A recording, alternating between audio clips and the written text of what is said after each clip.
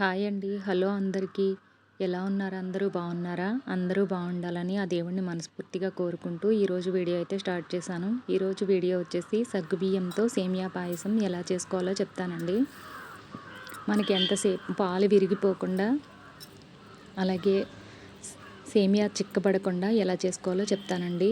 ముందుగా ఒక గిన్నె తీసుకుని 1/2 కప్పు సగ్గుబియ్యం వేసుకొని 2-3 సార్లు వాష్ చేసుకుని సగ్గుబియ్యాన్ని ఇప్పుడు 2 కప్పులు వాటర్ వేసుకుని స్టవ్ మీద పెట్టుకుని ట్రాన్స్పరెంట్లో మారే వరకు ఉడికించుకోవాలి.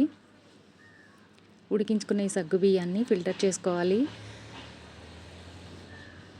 ఇలా ఫిల్టర్ చేసుకుని మళ్ళీ చన్నీళ్ళు పోసుకుని ఫిల్టర్ చేసుకోవాలి.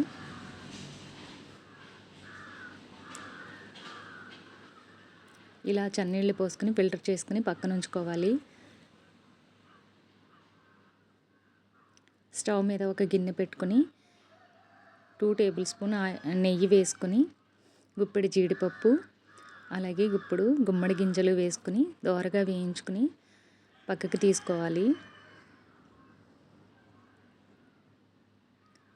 ఇప్పుడు అదే గిన్నెలో 1.5 కప్పు సేమియా తీసుకుని దోరగా వేయించుకోవాలి. ఇలా దోరగా వేగిన తర్వాత 1.5 కప్పు సేమియాకి 5 కప్పులు పాలు వేసుకుని 1 కప్పు నీళ్లు వేసుకుని సేమియా ఉడికే వరకు ఉడికించుకోవాలి. ఇలా సేమియా ఉడికిన తర్వాత మనం ముందుగానే వేయించి ఉంచుకున్న జీడిపప్పు గుమ్మడి గింజలు వేసుకుని అలాగే మనం ఏ కప్పుతో అయితే సేమియా తీసుకున్నామో అదే కప్పుతో 2 కప్పులు బెల్లం తురుము వేసుకుని స్టవ్ ఆఫ్ చేసుకోవాలి. అలాగే మనం ముందుగానే ఉడికించి ఫిల్టర్ చేసి ఉంచుకున్న సగ్గుబియ్యాన్ని కూడా వేసుకుని కలుపుకొని చివర్లో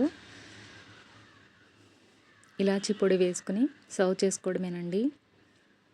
చాలా బాగుంటుంది. మనకి ఎంతసేపు ఉన్నా చిక్కబడదన్నమాట. చల్లారిపోయినా చిక్కబడకుండా అలానే ఉంటుంది. మనం ఫస్ట్ ఎలా అయితే కాచుకున్నామో అలాగే ఉంటుంది. మీరు ఒకసారి ట్రై చేసి చూడండి. నచ్చితే లైక్ చేయండి. అలాగే మన ఛానల్ని సబ్స్క్రైబ్ చేసుకోండి.